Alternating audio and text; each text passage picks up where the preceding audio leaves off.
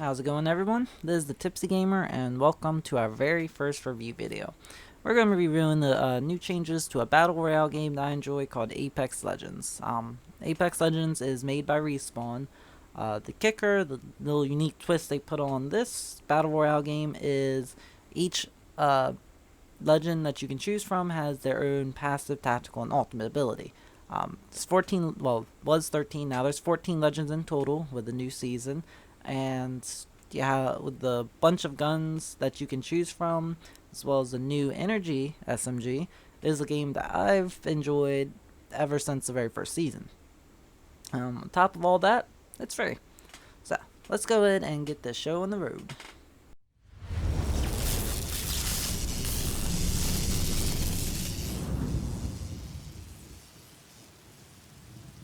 This game's one I enjoy enough that I felt review was just in order over the excitement and some of the disappointment with the new changes.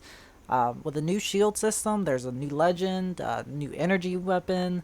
There's a few changes. There's quite a few changes that they added, but I'm going to be focusing on most of the big changes.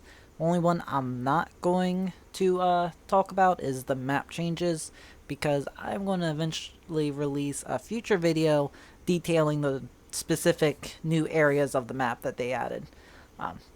So let's go ahead and just jump straight into, like I said, the first and my favorite personal part of the new season. Favorite part? One of those. The new shield system. The shield system up until Season 5 was one based off of the RNG gods being kind to you and blessing you with a strong shield right off the rip. This made a lot of certain areas of the map where high tier loot was more likely to appear, draw more people in, turned into pretty madhouse type of firefighting, which I liked. Biggest issue with this type of fighting though is when the other person finds a purple shield in a gun and you have a level 1 shield in a gun, or a level 2 shield, or not even level 2 shield, or no shield in a gun. Level 2 shield, you'll at least be able to fight back. No shield? Good luck. That was always an issue. I mean, it all comes down to like how quick you can loot, where you land, and stuff like that. Basically, it was pretty lucky. Season 5 actually introduced a shield, excuse me, called the Evo Shield, which levels up as you damage enemy. The big change they added with Season 6 is now everyone starts off with this shield. The RNG elements are still kind of present with it too, because you can find higher leveled Evo shields throughout the game, but it gives everyone a fair fighting chance at the beginning. And for those that are prioritizing fighting over looting, you can get a stronger shield earlier on and get more established. The highest level you can achieve with an Evo is a red shield, which, unlike the previous season, only has 4 bars.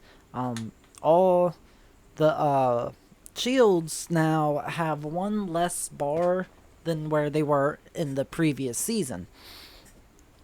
So that's a change I don't mind too much. I mean, I looked it up, and basically they're just trying to... The longevity of fights is being factored in more than getting good position, stuff like that. So they're trying to balance that part out a little bit, which I agree with. I'm fine. I like it. So you can't find a fully charged Evo Shield out and about, but you can, over time, earn one yourself. You can, of course, kill other players to get it from them. That's always an option. So yeah, that's kind of what they did with the shield system. Like I said, I like it. The next big change they added was the introduction of a new legend named Rampart, whose real name is Ramya Parekh. She is and I put this straight from the website, a 21-year-old British Indian, blue-collar, private business owner who just needs a big gun and a backpack full of scrap metal to get by in the dangerous, Wild West world of the Outlands. So, sounds like an interesting character. I've been enjoying her so far because her passive actually gives some love to the light machine gun class of guns, and it's called modded loader. So this modded loader actually increases the magazine capacity, and it makes them reload faster. So a light machine gun in her hands is pretty dangerous. Passive also gives a nudge to a specific gun called the L-Star.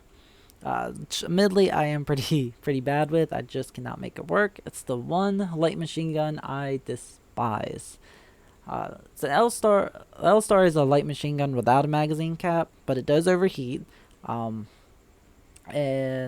so it can make the gun a dangerous weapon in experienced hands. Rampart can awaken the L-Star even further and improves the cooling mechanism of it, which allows for even more pink shots of death. The main tactical ability of Rampart allows her to place down a wall, which once set up gives you cover while crouched and standing. The bottom half of the wall starts to get set up almost instantly, but like caustic traps, if they are hit while being set up, they get destroyed in one hit. So make sure you're set up before you go fighting any fights. She is able to hold up to 3 of these walls at a time. You can actually have 5 of them on the battlefield at once, and these walls can stand quite a bit of damage. The upper half, I think, needs about 175, while the lower half needs a whopping 400 worth of damage. So they're pretty sturdy, but not completely unmanageable. I would just suggest rolling with a few extra stacks of ammo just to be on the safe side. The second part of this tactical ability is that all outgoing bullets get a 20% increase. As a note, I like to say this buff doesn't stack between walls, so you're not going to be shooting through multiple walls and getting 40% extra damage.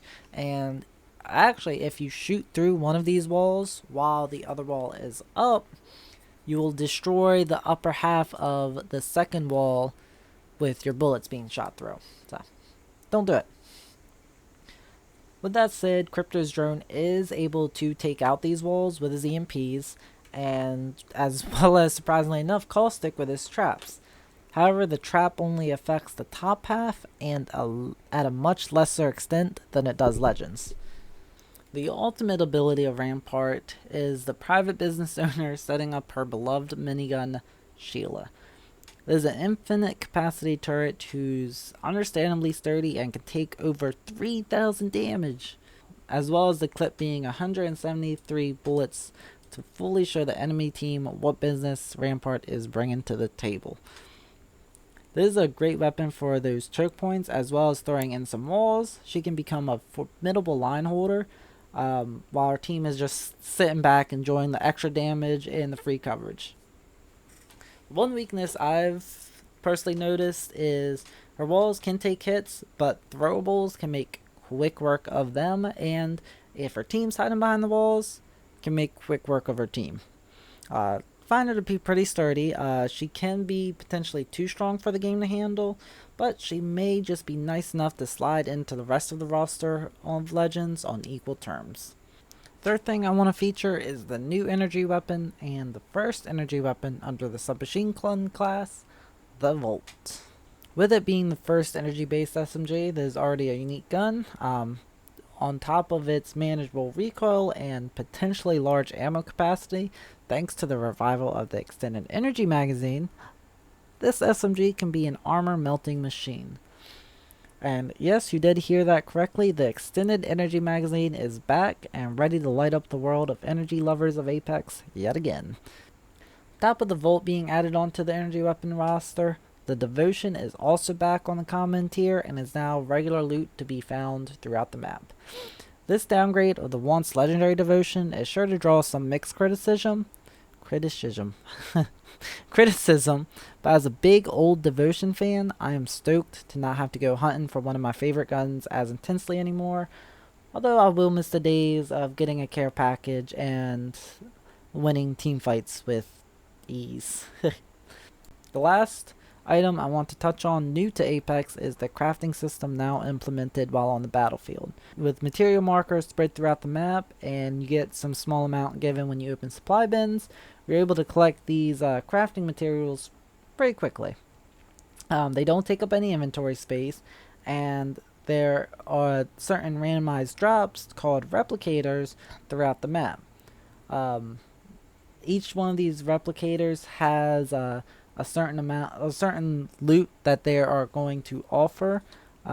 This loot rotates, seems to be, it's going to be a weekly rotating loot and a daily rotating loot. So that's pretty cool. You can also use them to upgrade your Evo Shield as well as get some extra ammo. So it's a weird change in the game, but I've not had any issues with it personally. I kind of like the idea of them kind of being there because, you know, sometimes you're running low on ammo, you need something. For those that are choosing to like actively use them, the perks are nice, and for those that don't, they aren't really intrusive to the gameplay, and I don't know, I don't see too much of an issue with them. This will actually wrap up some of the bigger changes added into Apex for this season, and I hope everyone enjoyed the video and got something from it.